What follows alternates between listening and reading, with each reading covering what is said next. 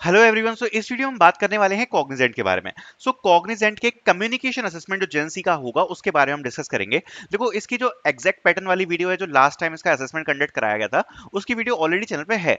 But मेरे हिसाब से काफी ज्यादा इंपॉर्टेंट ये जानना हो जाता है कि इस असेसमेंट के लिए, आपकी प्रिपरेशन के लिए आपको किन चीजों का ध्यान रखना है। बिकॉज ये असेसमेंट इजी नहीं है, पहले ही मैं बोलना चाहता हूँ, इजी नहीं है। इसमें कुछ सेक्शन है जो काफी ज्यादा डिफिकल्ट हैं। सो उनके बारे में हम बात करेंगे। And talking about this, start करते हैं वीडियो को। आपको हर चीज जरूर डेफिनेटली समझ में आएगी जो मैं आपको बोलूंगा। सो डिटेल में बात करते हैं। तो जब देखो, पहले एग्जाम हुआ है उसमें आपके यहाँ पर 72 क्वेश्चंस पूछे जाते हैं आपसे, और जो आपको टाइम दिया जाता है वो आपको दिया जाता है 55 मिनट्स का। ठीक है, 55 मिनट्स का आपका टोटल टाइम है और 72 क्वेश्चंस है। अभी तक जो एग्जाम कंडक्ट कराए गए हैं उनका पैटर्न यही रहा है। और अगर कुछ थोड़े बहुत चेंजेस होते भी हैं, सो मेजरली तो आपका पैटर्न कुछ ऐसा ही रहने वाला है। कम्युनिकेशन असेसमेंट में ज्यादा कुछ चेंज होता नहीं है, सेम टाइप के ही क्वेश्चंस होते हैं जनरली। ठीक है, नॉट टॉकिंग अबाउट दिस, इस एग्जाम में जो आपको सेक्शन ए देखने को मिलता है, that is test with example, जिसमें आपको दो ऑप्शन मिलते हैं। एक होता है रिकॉर्ड द ऑडियो, और दूसरा होता है आपका माइक टेस्टिंग वाला। So record audio mic testing क्या है, इसमें आपको एक रिकॉर्डेड ऑडियो सुनाई जाएगी and you just need to listen. और अगर आपको वो आवाज प्रॉपर आ रही है तो आप नेक्स्ट के बटन पे क्लिक कर सकते हो, जिससे आप आगे आपका तरफ से ये कंफर्मेशन आ जाएगा कि आपका जो हेडफोन है वो प्रॉपरली वर्क कर रहा है। जो माइक है, माइक में आपको कुछ बोल के रिकॉर्ड करना होगा, और फिर जैसे ही आप बोल के रिकॉर्ड करोगे, फिर उसको आप खुद सुनकर एक बार देखोगे कि आपकी वॉइस कैसी आ रही है रिकॉर्ड करके। अगर वो क्लियर है, आपको लग रहा है कि आपकी वॉइस अच्छी है, तो आप फिर उसके भी प्रोसीड कर सकते हो। मतलब पहला जो सेक्शन है उसमें तो बस आपको ये अपना माइक है और जो आपका हेडफोन है, आपको बस वो ही चेक करना है और आपको प्रोसीड नेक्स्ट पे क्लिक कर देना है, अगर सब कुछ सही वर्क कर रहा है तो। उसके बाद हम आते हैं एक्चुअल क्वेश्चंस पे जो आपसे एक्चुअली में पूछे जाएंगे। The first thing is read the para. अब देखो, और जो कंपनीज होती है ना, उसमें कुछ अलग टाइप का रहता है और कॉग्निजेंट में कुछ अलग टाइप का रहता है। मैं आपको बताता हूँ। सपोज एक लाइन लिखी है, कुछ भी लाइन लिखी है जो आपको रीड करनी है। ठीक है, सपोज एक लाइन लिखी है like I am going to market. ठीक है, आपको ये ही रीड करनी है, I am going to market. अब और कंपनीज में क्या होगा, जैसे ये लाइन आई उसके बाद ऑटोमेटिकली रिकॉर्डिंग स्टार्ट हो जाती है। बट कॉग्निजेंट के किसी भी सेक्शन में ऐसा नहीं होता है। आपको जब भी कोई चीज स्पीक करनी है, जब भी कोई चीज आपको बोलनी है, तो आपको एक बटन देखने को मिलेगा रिकॉर्ड वाला। तो आपको पहले उस बटन को प्रेस करना पड़ेगा। जब आप रिकॉर्ड वाले बटन को प्रेस करोगे तब ही यहाँ पर आपकी रिकॉर्डिंग स्टार्ट होगी, तब ही आप यहाँ पर बोलना स्टार्ट कर पाओगे। पिछली बार कुछ बच्चों ने क्या मिस्टेक करी थी, उन्हें लग रहा है कि रिकॉर्डिंग चालू है, वो बोल रहे थे बट वो चीज रिकॉर्ड नहीं हो रही थी, एंड फिर वो नेक्स्ट क्वेश्चन पे प्रोसीड नहीं कर पा रहे थे। आपको पहले बटन पे क्लिक करना पड़ेगा। जब आप रिकॉर्ड कर लोगे तो फिर आपको रिकॉर्ड वाला बटन को स्टॉप करना पड़ेगा। ये दोनों आपको काम करने पड़ेंगे। जब आप रिकॉर्डिंग स्टार्ट करोगे तो आपको रिकॉर्ड पे क्लिक करना पड़ेगा, और जब आप ऑडियो स्टॉप करोगे तो स्टॉप पे आपको क्लिक करना पड़ेगा। ठीक है, नाउ जैसे ये सेंटेंस लिखा हुआ है, I am going to market, अगर आपको इसको रीड करना है, सबसे पहले आप यहाँ पर रिकॉर्ड वाले बटन पे क्लिक करोगे, और जब आपका रिकॉर्ड हो जाएगा उसके बाद आप स्टॉप कर दोगे। सो ये जो है रीड द शॉर्ट पैरा, इसमें आपको 1 to 2 लाइंस के सेंटेंस देखने को मिलते हैं। अब ये जो 1 to 2 लाइंस के सेंटेंस हैं, इन्हीं सेंटेंस को आपको क्या करना होता है, एक्चुअल में रीड करना होता है। ठीक है, बस इसमें और कुछ भी नहीं करना। इसमें कुछ कॉम्प्लेक्स वर्ड्स हो सकते हैं, और ये सबसे इजी आपका सेक्शन है। सो जो आपको सामने स्क्रीन पे दिखेगा आपको बस रीड करना है। इसमें तो कुछ ज्यादा कुछ खास है नहीं। सो बस आप जो भी बोलें क्लियरली बोलें, और उतना ही काफी होगा। और इस सेक्शन में कोशिश करें कि लगभग 10 के आसपास क्वेश्चन होते हैं, आप 10 के 10 अच्छे से रीड कर पाएं। जो नेक्स्ट सेक्शन होता है वो सबसे डिफिकल्ट सेक्शन है, दैट इज स्पीकिंग। और उसका मैं ऐसा क्यों बोल रहा हूँ अभी आपको समझ में आएगा। सो फर्स्ट है लिसन ऑडियो एंड रिपीट। ठीक है, लिसन ऑडियो एंड रिपीट। अब इसमें सबसे ज्यादा मिस्टेक क्या होती है मैं बताता हूँ। लिसन ऑडियो में आपको क्या होगा, डिफरेंट डिफरेंट इंग्लिश एक्सेंट के साथ, जिसमें ब्रिटिश एक्सेंट होगा, अमेरिकन एक्सेंट होगा, और पॉलिश एक्सेंट होगा। ऐसे काफी सारे डिफरेंट एक्सेंट्स आपको सुनने को मिलेंगे ऑडियो में। आपको एक्सेंट कैच करना पड़ेगा कि आपको जो वॉइस आ रही है उसमें क्या बोला जा रहा है, और आपको सेम चीज रिपीट कर। अब यहाँ पर सबसे बड़ी मिस्टेक क्या है, सपोज आपको कोई भी वॉइस आई जिसने कुछ कुछ सेंटेंस बोला, सपोज एक 1 लाइन का कोई सेंटेंस बोला। जो सबसे बड़ी मिस्टेक है वो पता है क्या है यहाँ पर, सबसे बड़ी मिस्टेक यहाँ पर ये है कि जैसा मैंने बताया कि और कंपनीज में क्या होता है कि जैसे ही आपको ऑडियो सुनाई देगी, ऑडियो सुनाई देने के बाद रिकॉर्डिंग आपकी ऑटोमेटिकली स्टार्ट हो जाती है। क्योंकि ये आपका पियर्सन प्लेटफॉर्म पे जब टेस्ट होता है तो ऐसे ही होता है। इसका टेस्ट जो होता है वो पियर्सन पे नहीं होता, मेटल पे होता है। ठीक है, सो उसमें क्या होता है, ऑटोमेटिकली रिकॉर्डिंग स्टार्ट हो जाती है। बट इसमें क्या करना है, जैसे आपने सेंटेंस को सुन लिया, अब सुनने के बाद यहाँ पर कॉग्निजेंट आपको ऑप्शन देती है रिकॉर्ड वाला। ज्यादातर दिक्कत क्या होती है, जैसे ब्रिटिश एक्सेंट में कुछ कुछ एक सेंटेंस बोला किसी ने, है ना, आपने सुन लिया। अब जब आप रिकॉर्ड बटन पे क्लिक करोगे तब तक क्या करते हैं, कैंडिडेट उस सेंटेंस को सोचने की कोशिश करते हैं कि अभी इसने क्या बोला था एग्जैक्ट, और उस चक्कर में यहां पर भूल जाते हैं कि एग्जैक्ट में बोला क्या गया था। तो जब रिकॉर्ड करते हैं तो याद ही नहीं रहता कि क्या बोला गया था।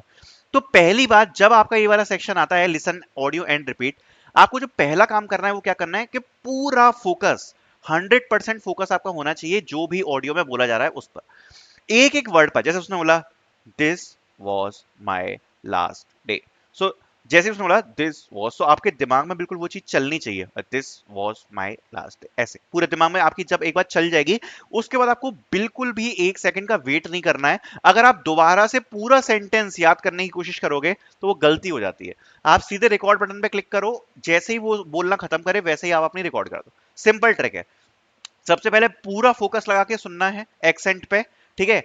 अगर आप चाहो तो थोड़ा सा ऐसे यूं दबा लेना, अगर आप अपने हेडफोन्स को थोड़ा सा दबा लोगे तो आपको और क्लियर बिल्कुल एग्जैक्ट क्या क्या बोला जा रहा है वो आपको समझ में आ जाएगा। दूसरी बात, हेडफोन्स चीप मत यूज करना, उनमें ढंग से आवाज आपको नहीं सुनाई देगी। थोड़े से एक्सपेंसिव हेडफोन्स यूज करना जिससे आपको ढंग से अच्छे से चीज सुनाई दे जो भी बोला जा रहा है, ठीक है। सो क्लियरली सबसे पहले आपको लिसन करना है, फिर रिपीट करना है। 100% फोकस की आवश्यकता है यहाँ पर, ठीक है। दूसरा is speak on the topic. Speak on the topic पे क्या रहेगा यहाँ पर, देखो यहाँ पर मैं आपको बताता हूँ, any game that you played outside, ठीक है। सपोज ये टॉपिक आ गया आपका, any game that you played outside, मतलब आप अपने घर के पास कोई भी अगर गेम खेलते हो उसके बारे में 1 मिनट बोलो। तो सपोज अगर आप लोग क्रिकेट खेलते हो, ठीक है, और ये सबसे ज्यादा डिफिकल्ट है, उसका रीजन क्या है, आपको यहाँ पर 30 सेकेंड्स मिलेंगे सोचने के लिए और आपको बोलना 1 मिनट है। अब होता क्या है ना, 1 मिनट बोलना बहुत डिफिकल्ट होता है, आप कितने भी अच्छे हो, कितने भी अच्छे हो फर्क नहीं पड़ता, बहुत मुश्किल आएगी। इसका आपको सबसे बेस्ट ट्रिक बताता हूँ, इसकी बेस्ट ट्रिक क्या है जो काफी लोग मिस्टेक करते हैं, कि देखो उनको मतलब रहता है आपका 1 मिनट बोलना चाहिए और आप ज्यादा फंबल नहीं करने चाहिए, आपको अपनी थोड़ी सी बोलने में स्पीड स्लो लिखनी है, ठीक है। बस थोड़ी सी स्पीड आपको स्लो रखनी है, और जो आपको 30 मिनट्स थिंक करने के लिए मिल रहे हैं ना, थिंक करने के लिए जो आपको 30 सेकेंड्स मिल रहे हैं, बस उसमें 2-4 मेन पॉइंट्स निकाल लो, ठीक है। जैसे सपोज क्रिकेट आप खेलते हो, तो पहला आपने ये सोच लिया कि मैं क्रिकेट के बारे में बोलूंगा, दूसरा टीम स्पिरिट बढ़ती है, तीसरा हेल्थ के लिए अच्छा होता है, ये आपको 30 सेकेंड्स में सोचना है, चौथा कि इससे कॉम्पिटिटिव स्पिरिट बढ़ती है, ठीक है, और पांचवा कि ये एक्सरसाइज का भी काम कर देता है।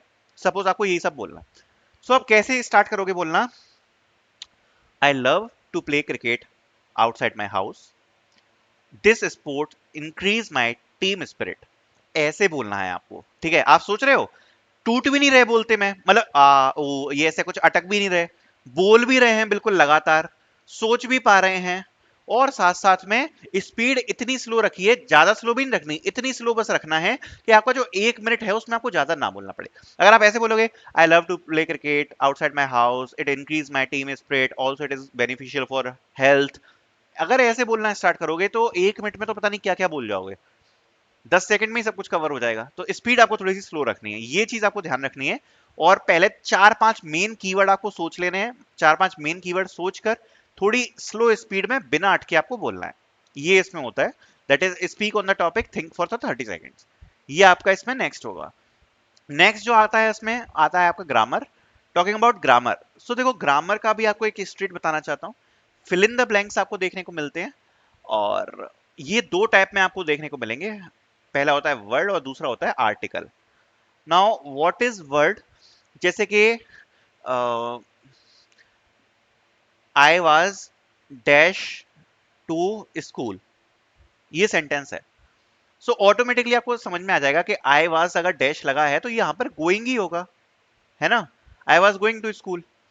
ऐसे आपको कुछ बीच में ब्लैंक्स दिए होंगे जिनको यहां पर पकड़ना इजी होगा और आपको भरना है वो सेंटेंस, ठीक है। जैसे dash came late on the platform, इसमें क्या होगा, the train came late on the platform. So जब डैश लगा है और प्लेटफॉर्म लिखा हुआ है तो समझ जाना है कि आपको क्या है, इसमें ट्रेन आएगा। तो ऐसे आपको यहाँ पर वर्ड्स भरने होंगे फिल इन द ब्लैंक्स में, कुछ कॉमन वर्ड्स होंगे जो आपको फिल करने पड़ते हैं इसमें, एंड ये होता है आपका फिल इन द ब्लैंक्स। तो नॉर्मल जो अपन स्कूल में भी करते हुए आए हैं फिल इन द ब्लैंक्स, ये वही रहने वाला है। दूसरा आर्टिकल होता है। आर्टिकल में क्या होएगा, वही फिल इन द ब्लैंक्स ही होगा, बट आपको क्या यूज करना पड़ता है, ए एंड द। कुछ आपको सेंटेंस दिए होंगे उसमें, या तो आपको ए फिल करना है, या एन फिल करना है, या द फिल करना है। ये तीन चीजें फिल करनी है, वो होता है फिल इन द आर्टिकल्स। ठीक है। सो स्पीकिंग हो गया, ग्रामर हो गया, लास्ट आपका आएगा थिंकिंग। रीडिंग हो गया, स्पीकिंग, ग्रामर हो गया, थिंकिंग आएगा। इसमें आपको 3 क्वेश्चंस होते हैं। उन 3 क्वेश्चंस का आपको आंसर करना होता है। Answer 3 question based on the paragraph. This is one of the difficult, सबसे ज्यादा डिफिकल्ट सेक्शन मैं बोलूंगा। क्या करना है इसमें आपको बताता हूँ। इसमें सामने से आपको वॉइस आएगी जो इकट्ठा लगभग 30 सेकंड के लिए बोलती है। ठीक है। उसमें उसने जो भी बोला, उस बोलने के बेसिस पर आपको आगे के क्वेश्चंस को आंसर करना पड़ता है। ठीक है। अब ये करोगे कैसे? देखो, सबसे पहले आपको इसमें आपकी मदर टंग पता होनी चाहिए। सपोज आप हिंदी स्पीकिंग में यूज करते हो, आप कन्नड़ा करते हो, आप तेलुगु करते हो, या फिर आप तमिल करते हो, जो भी आपकी लैंग्वेज है। ओके। जो भी वो बंदा बोल रहा है, सबसे पहले ऑटोमेटिक आपके दिमाग में उसका ट्रांसलेशन चालू हो जाना चाहिए अपनी मदर टंग में। This is the best way to answer this. अब मैं जैसे आपको एग्जांपल दे रहा हूं। सपोज कोई बंदा सामने से बोल रहा है, स्पोर्ट्स की स्टोरी बता रहा है। ठीक है। कि उसने सब कुछ जैसे ही बोलना स्टार्ट किया कि cricket was my favourite game, I used to play cricket with my friends in my childhood, and ऐसा कुछ भी लिखा है, हमारे घर के सामने एक गार्डन था जिसमें हम करते थे। अब वो जैसे ही बोलते चले जा रहा है ना कि क्रिकेट मेरा फेवरेट गेम था, मैं घर के, आपके दिमाग में वो बोल रहा है इंग्लिश में, आपके दिमाग में स्टोरी में क्या है, क्रिकेट क्रिकेट क्रिकेट क्रिकेट, कहाँ खेलता था, घर के बाहर खेलता था, चाइल्डहुड में खेलता था। तुरंत आपको रिपीट करना स्टार्ट कर देना है अपने माइंड में, वो भी अपनी लैंग्वेज में।